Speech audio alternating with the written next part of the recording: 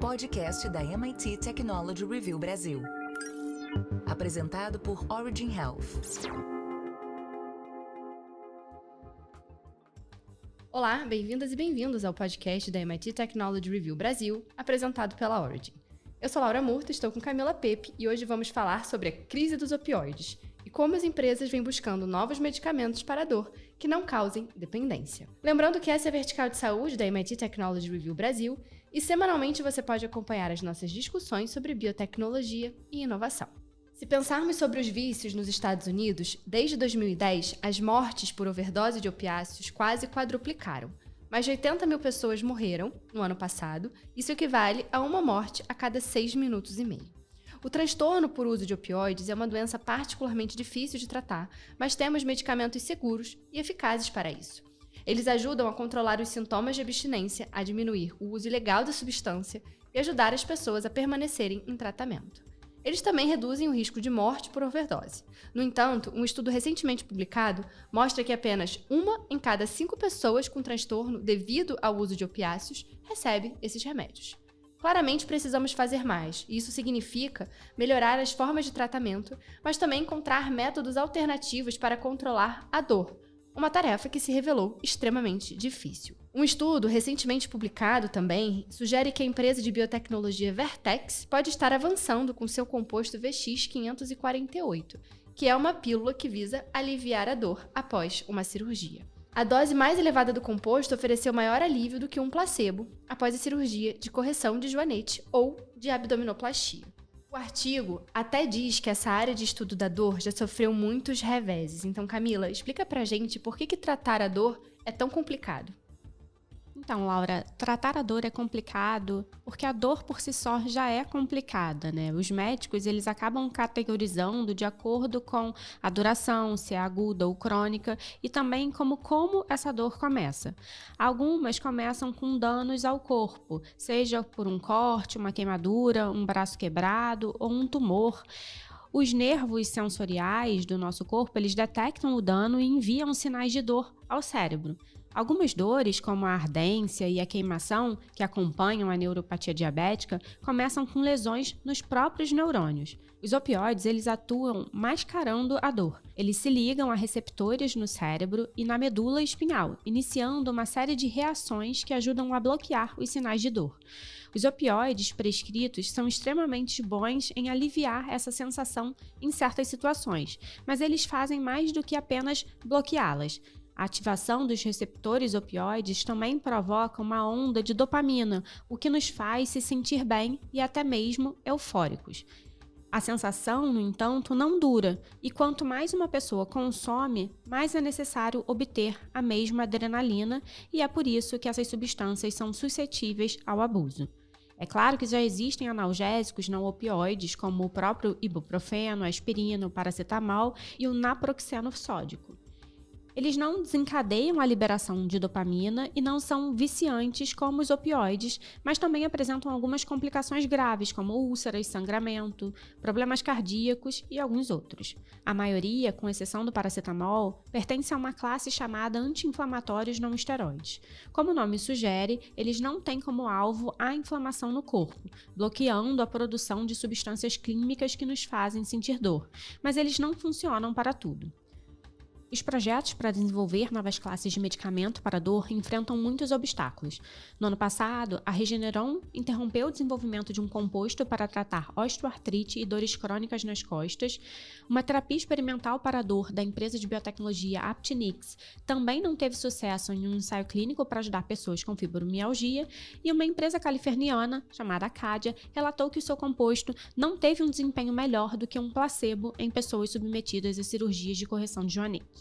O motivo pelo qual cada uma dessas falhas ocorreu não está totalmente claro, o que dificulta pensar no melhor caminho a se seguir. Faça parte da comunidade MIT Technology Review Brasil e assine nosso conteúdo em mittechreview.com.br/assine. MIT Tech Review/assine. E hoje a gente tem o prazer de receber aqui no podcast o Dr. Manuel Teixeira, que é neurocirurgião, professor sênior do Departamento de Neurologia da Universidade de São Paulo e coordenador do Centro de Dor do Hospital das Clínicas da Faculdade de São Paulo. Bem-vindo, Dr. Manuel. Muito obrigado pela oportunidade de falar sobre um tema tão relevante. Perfeito, doutor Manuel. Até para a gente começar, eu queria te perguntar, né? A gente começou aqui falando que tratar a dor é complicado, né? E como é que é tratar a dor hoje, né? A diferença entre a dor aguda e a dor crônica? O que a gente tem de tratamento disponível para o manejo da dor aqui no Brasil?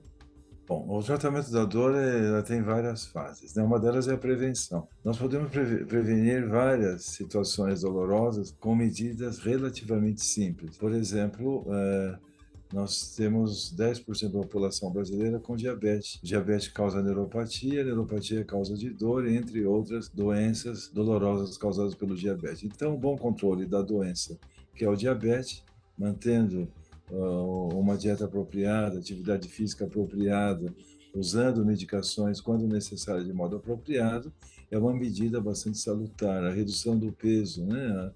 A obesidade gera um processo inflamatório sistêmico, sobrecarrega o sistema metabólico e a redução do peso pode ajudar não só no diabetes, mas também existe uma relação direta em obesidade e osteoartrose. A osteoartrose é uma doença universal, nós podemos só reduzindo a nossa massa gordurosa ter já algum tipo de valor.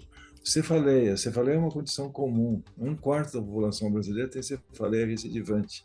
À medida que essa dor de cabeça ela recidiva, ela vai se tornando crônica e ela se transforma na chamada cefaleia crônica diária. Nós podemos prevenir a cefaleia. Existem várias atitudes, tanto de medidas naturais como medidas farmacológicas, que permitem que essa doença seja minimizada. As pessoas fazem procedimentos cirúrgicos, procedimentos de reabilitação e vão ter dor no pós-operatório natural pela manipulação do tecido. É possível, durante ou precedendo a execução de um procedimento, utilizar medidas farmacológicas e físicas e até a orientação do próprio doente, que tem um enorme valor profilático. Então, a profilaxia ela é necessária.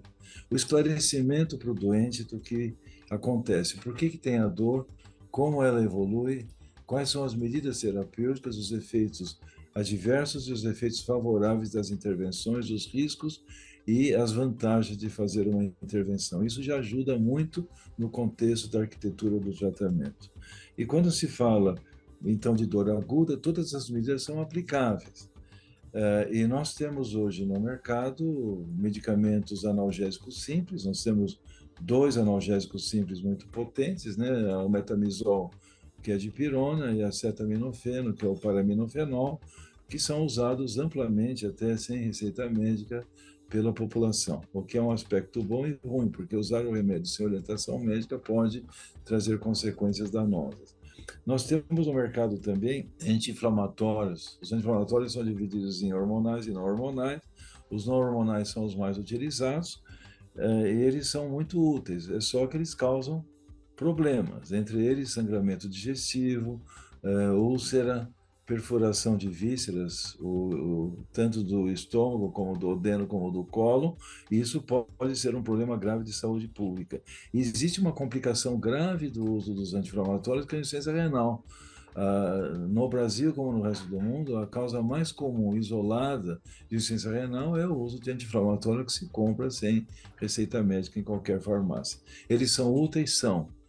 Por um período curto de tempo são. Eventualmente pode até ser utilizados em regimes prolongados, mas sempre com uma orientação e um segmento médico apropriado.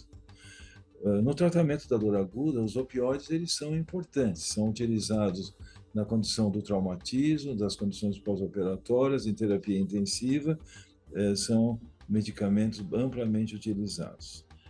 Tem uma série de efeitos adversos, porém, entre eles a depressão respiratória, que pode colocar em risco a função, os efeitos relacionados à depressão do sistema nervoso, sonolência, tontura, náuseas e vômitos, que são efeitos relacionados aos receptores presentes no sistema nervoso, e uma complicação muito importante que faz com que as pessoas abandonem o tratamento é a obstipação intestinal. 20 a 30% abandonam o tratamento, mesmo que ele seja eficaz, por causa de um efeito colateral, que não tem tolerância, ou seja, a pessoa vai ter, é necessário tratar e nem sempre todas as atitudes adotadas elas são resolutivas. E um outro problema é o crescimento do uso inapropriado dos opioides para satisfazer outras necessidades que não o tratamento da dor. Então, esse problema que gerou a crise opioide nos Estados Unidos da América chegou ao Brasil e lentamente tem havido um crescimento de pessoas que iniciaram o tratamento da dor com opioide por uma condição aguda ou eventualmente crônica e se tornaram psicodependentes. E a psicodependência por opioide não é uma tarefa simples de ser tratada. No tratamento da dor crônica, se adicionam a esses produtos o uso de medicamentos chamados adjuvantes. Quais sejam eles? Os psicotrópicos, divididos em antipsicóticos e os antidepressivos. Os antidepressivos são os mais utilizados, tem os clássicos, chamados tricíclicos, que são mais eficazes, mas se associam a numerosos efeitos adversos, especialmente os efeitos chamados anticolinérgicos, como secura de boca, retenção urinária, obstipação, e outros efeitos que muitas vezes são muito relevantes para algumas pessoas. Os efeitos neuroendócrinos, o desempenho na esfera sexual, são problemas sérios e muitos deles aumentam o apetite, ou seja, se a gordura agrava a dor, se eu der um produto que aumenta o apetite, eu posso trazer como consequência uma complicação que é o aumento do apetite, que muitas vezes é muito relevante, especialmente para senhoras que querem manter uma aparência mais adequada e também o aumento do apetite, o aumento da gordura vai trazer problemas de longo prazo. Além disso, os antidepressivos alteram a função cerebral, sonolência, desatenção, déficit de memória, são complicações muito prevalentes nessa população. E nós temos dentro dos grupos adjuvantes os anticonvulsivantes. Os anticonvulsivantes são utilizados há muitos anos no tratamento da dor.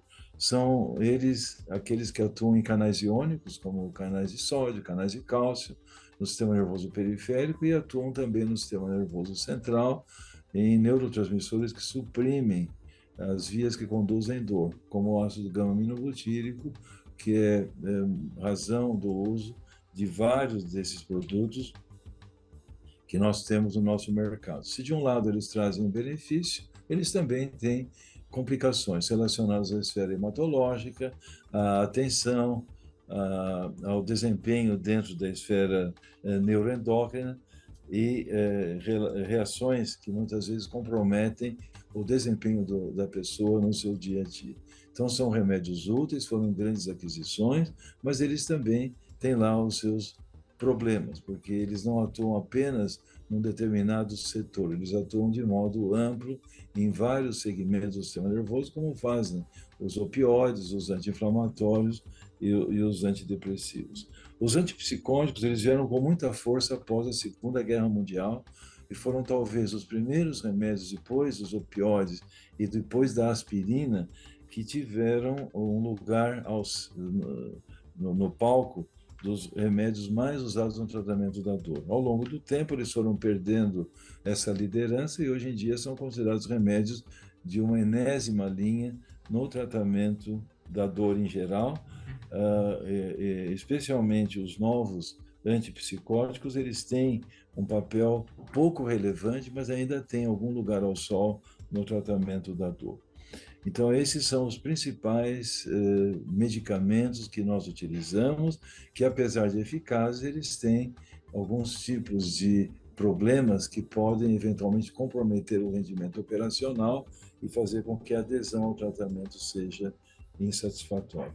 Além disso, nós temos outras medidas terapêuticas que foram reativadas nos últimos anos. Um deles são as medidas tópicas. Então, usar topicamente alguns produtos já usados por outras vias no passado, como é o caso dos anestésicos locais, que hoje em dia são aplicados na pele para tirar a sensibilização da pele, são medidas seguras, bastante eficazes e amplamente utilizadas no tratamento da dor neuropática, da dor osteoartrose, que vitima uma quantidade grande de pessoas sem o inconveniente de ter uma ação sistêmica. E esses produtos são disponíveis no Brasil, e amplamente utilizados, pelo menos nas esferas mais categorizadas no tratamento da dor.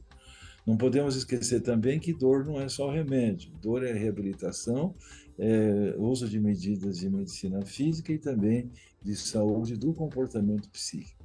Dentre as medidas nessa área, o uso de meios físicos, calor, frio, ondas curtas, ultrassom, são medidas úteis no tratamento da dor aguda, incluindo medidas um pouco mais invasivas como a acupuntura, que também tem um lugar ao sol, especialmente na dor aguda, na dor musculoesquelética, é um ato médico bastante eficaz e hoje em dia é reconhecido como de grande valor.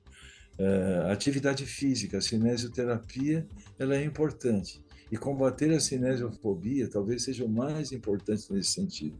Tratamento da dor significa está proibido o repouso.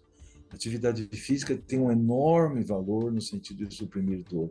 Oferece ao sistema nervoso estímulos proprioceptivos que ativam o sistema supressor de dor de modo muito ativo, atua com esse tipo de atividade na sinaptogênese, melhora as sinapses que têm um papel supressor de dor, melhora o desempenho, melhora a produção de fatores tróficos necessários para a boa saúde física e saúde mental.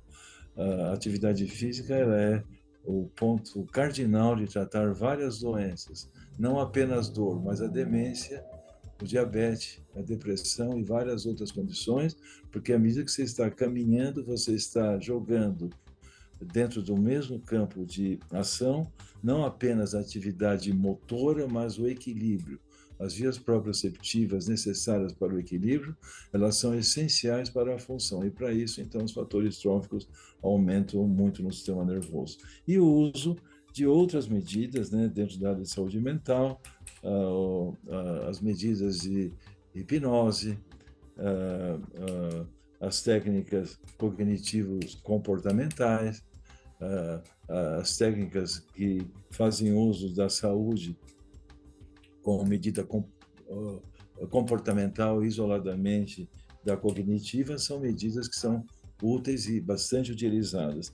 E se incluem hoje outras medidas que estão sendo analisadas, né? Yoga, por exemplo, Tai Chi, essas medidas que são usadas pela população leiga e que são incorporadas à dor. E nos últimos anos, especialmente dentro da esfera reumatológica, o uso de produtos naturais, né? Um deles é a cúrcuma, que antigamente era só usado por pessoas aí que eram do interior, que usavam medicina natural, hoje elas foram incorporadas também ao arsenal terapêutico. Então, existem várias medidas. O que nós precisamos, e eu entendo, a grande preocupação que se tem hoje é com medidas mais específicas para tratar a dor.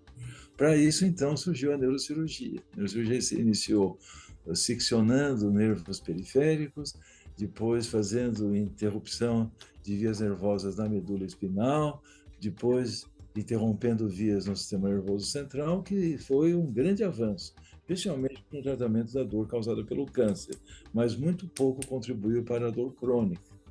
Com isso, e o melhor conhecimento da biologia do sistema nervoso, do sistema que modula a dor, a técnica de neuromodulação com equipamentos implantáveis no indivíduo ganhou um grande corpo a partir do fim da década de 60.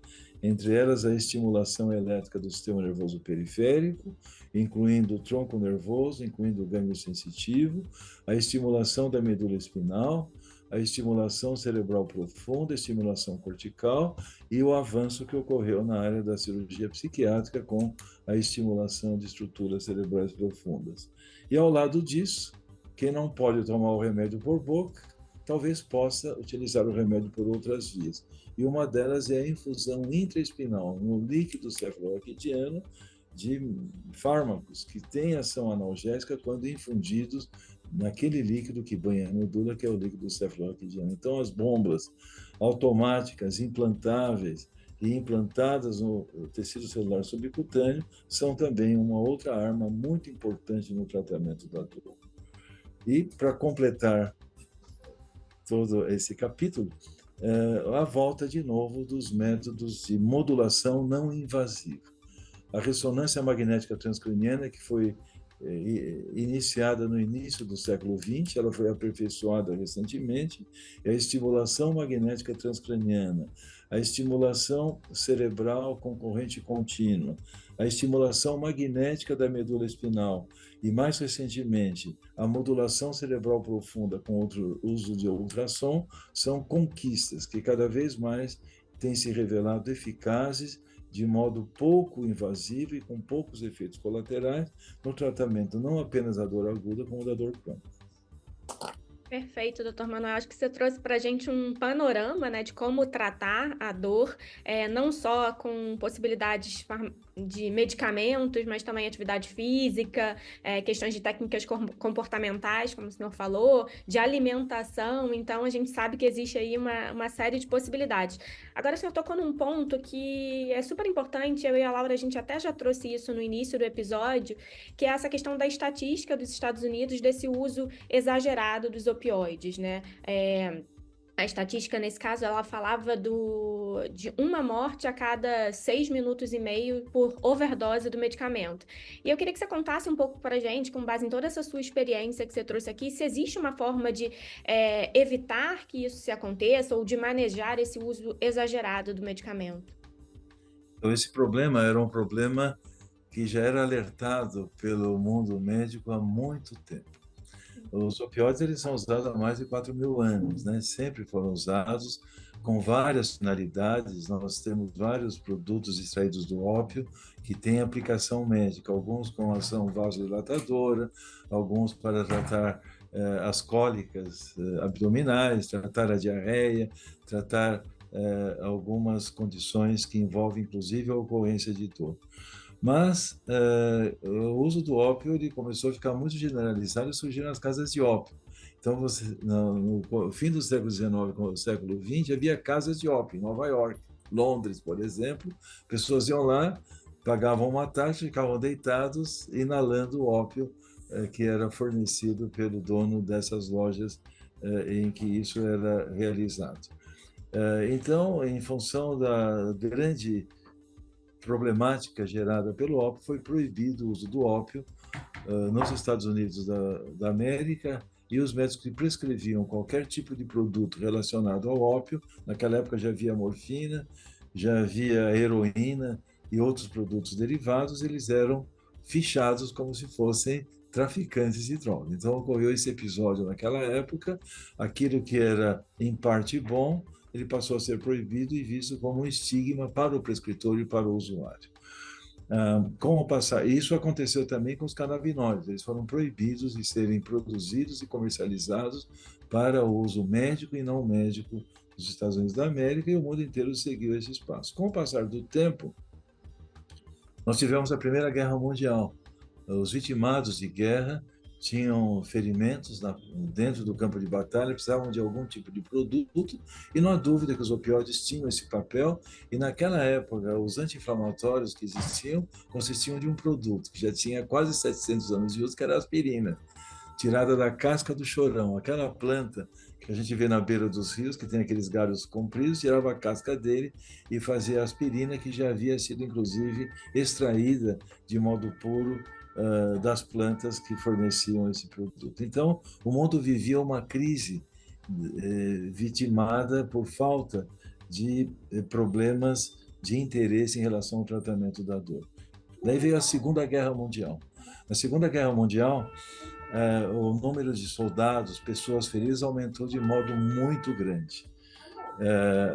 A morfina era o remédio de eleição no tratamento da dor aguda. A aspirina continuou tendo lá o seu papel, e nós, os aliados, cercamos a Alemanha, e a população civil da Alemanha ficou privada de uso de analgésicos. E os farmacêuticos da Alemanha sintetizaram a metadona. Foi o primeiro opioide analgésico que a humanidade teve. E foi um grande produto. Resolveu o problema do sofrimento da população alemã e do soldado alemão que não tinha acesso ao ópio, porque o ópio vinha do Oriente e o tráfico deles para a Alemanha ficou comprometido. A partir da Segunda Guerra Mundial, tivemos os vitimados de guerra, não só da população militar, mas da população civil, que chamou a atenção para várias atitudes na área da medicina. Houve um progresso grande na reabilitação, no uso dos meios físicos. Os medicamentos começaram a ser vistos com um pouquinho mais de preocupação, especialmente os anti-infecciosos, e os analgésicos também. Surgiram os primeiros anti-inflamatórios de segunda geração, na década de 60, e os opioides eles foram aos pouquinhos também agregando outros produtos, os semissintéticos e depois os sintéticos, destacando-se aí a fentanila como o sintético mais difundido, especialmente na década de 60. Com isso, se observou o seguinte: os anti-inflamatórios novos eram bons, resolviam o problema da dor aguda, porém havia muitos efeitos colaterais. E os efeitos colaterais intimidavam os usuários e os médicos a usá-los. E os opioides tinham uma vantagem: eles não eram nefrotóxicos, não causavam doença péptica, e, portanto, a doença de sangramento digestivo, perfuração das vísceras ocas não ocorria, e também não interferiam na agregação plaquetária. Então, o sangramento causado pelo anti-inflamatório era pouco importante, e mais do que isso, não eram nefrotóxicos, que era um problema crescente na sociedade moderna. A insuficiência renal, numa fase da vida em que os transplantes de rim estavam numa fase de desenvolvimento, era um problema sério de saúde pública. Fazer hemodiálise ou diálise peritoneal não era de alcance de todo mundo. Obviamente, isso chamou a atenção, e nos Estados Unidos da América, uma colega neurologista de Nova York, ela chamou a atenção do mundo para promover o uso dos opioides para o tratamento da dor aguda, que eles eram reservados para o tratamento do câncer, mas por que não usar na dor aguda com mais frequência?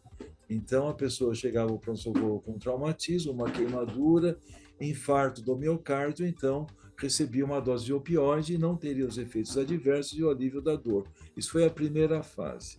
Ora, se os opioides traziam benefício para a população com câncer, podia ser usado na dor aguda, e os dados estatísticos da época mostravam que a psicodependência era escassa, mas entenda, uma pessoa virgem foi ao hospital, tomou uma dose de opioide e foi para casa. E o outro tinha lá câncer, tomou o opioide e faleceu 3, 4 meses depois. Então, não chamou-se atenção para o problema da psicodependência.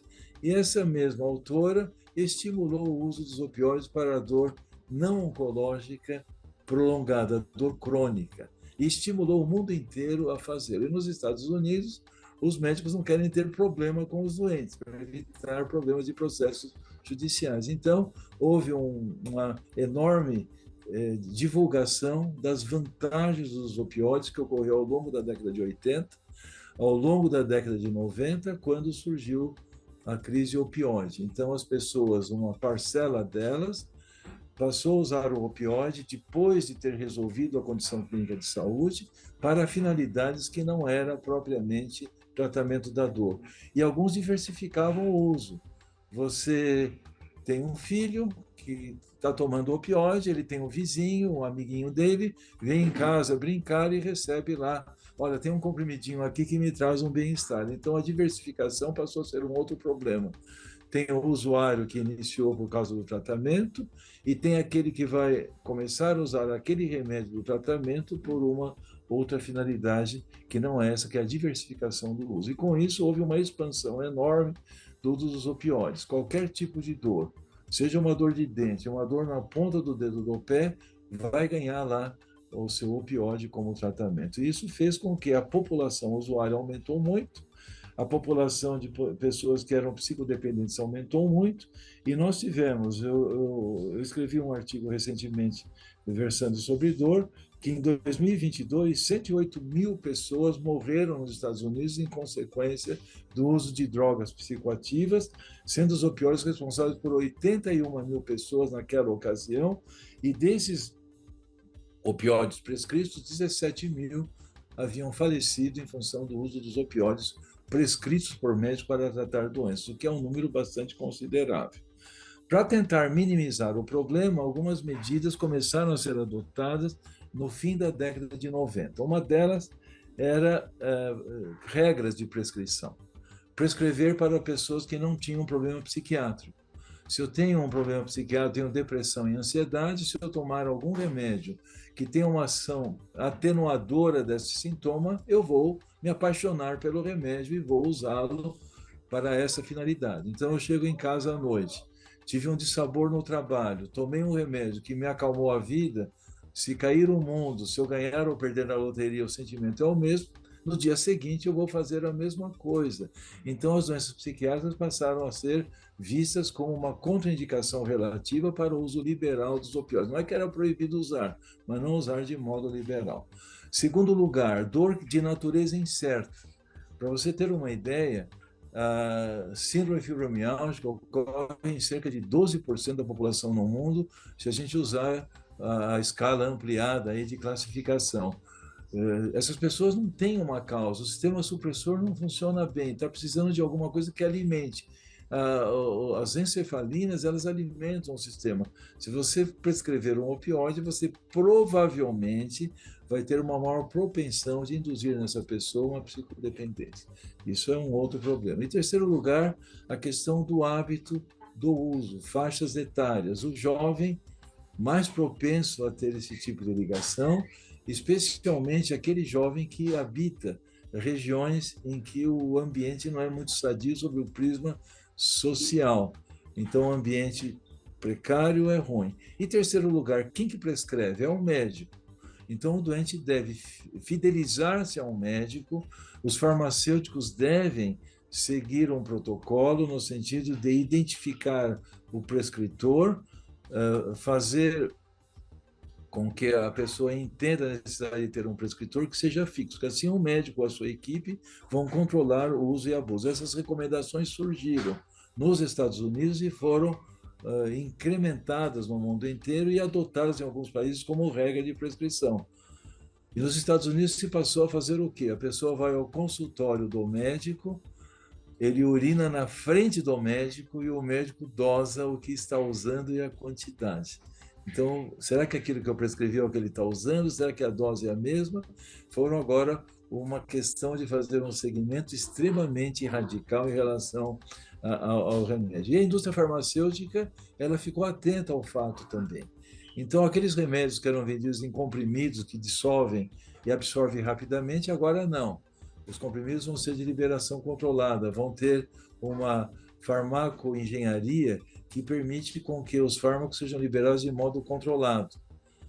Ótimo, vieram os remédios transdérmicos, o fentanil transdérmico. Era uma câmara repleta dele aplicada à pele. As pessoas pegavam uma seringa e uma agulhinha, aspiravam o conteúdo e injetavam na veia. Daí veio o sistema Matrix, que foram aquelas membranas impregnadas com o remédio que não adianta você raspar ou diluir, porque não vai acontecer nada. Já foi um grande avanço. A primeira prevenção. Segundo, os comprimidos. Os comprimidos eles foram sendo mudados.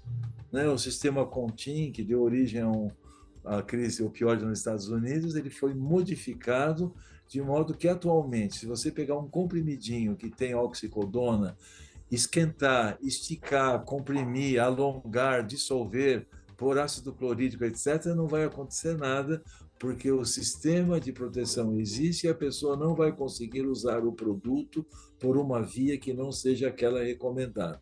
Então, esses cuidados, eles foram adicionados no sentido de evitar que isso ocorresse. Mas agora a pessoa tem acesso ao dinheiro, então, se ele não pode injetar, ele toma 10 comprimidos para ter o mesmo efeito. E esse problema surgiu. O que faltou, e que nos Estados Unidos e no Canadá se vê com muita frequência, foi tentar educar a população. O que significa o remédio e quais são os seus efeitos adversos. Então, nos pontos de ônibus, eu não sei se vocês tiveram a oportunidade de visitar esses países, tinha lá fentanil, cuidado, ele mata, etc, etc. E para evitar as mortes, então, foi liberado a naloxona por via injetável gratuitamente para os usuários nos Estados Unidos. Então, um produto que é o antídoto da ação dos opioides foi dado para minimizar as mortes. Mas o que a gente tem que minimizar é o consumo exorbitante. Consumo só tem um jeito, a educação da população e educação da classe médica que vai prescrever e, obviamente, tem que conter o tráfico desses remédios. Ocorre que alguns opioides eles são muito facilmente sintetizados e você pode comprá-los em barris pela internet vindo dos países do Oriente. Então tem um problema logístico que precisa também de algum modo ser satisfeito. Aqui no Brasil, o número de usuários de opioide tem aumentado, as pessoas psicodependentes têm aumentado também, mas no Brasil se tornou uma atitude que pode ser arrogante para alguns, mas sob algum outro tipo de prisma ela foi útil. Primeiro, a receita amarela. O Brasil tem uma receita especial, como tem em alguns outros países, que limita um pouquinho o acesso da pessoa a uma farmácia que vende esse produto. E segundo, o preço, né? Alguns opioides o preço é alto, então nem todo mundo tem um poder aquisitivo para comprá-los. Em terceiro lugar, as farmácias têm que ter um cofre para guardar esses produtos. Isso limita um pouco os centros de fornecimento, o que permite que haja uma possibilidade maior de uma fiscalização de como está sendo usado. Existe um incentivo de se tentar usar opioides de ação prolongada em relação aos de ação curta, destacando-se entre eles a metadona, que inclusive é usado para o tratamento dos dependentes de drogas, e o uso dos opioides por via transdérmica, especialmente a buprenorfina, que tem propriedades interessantes.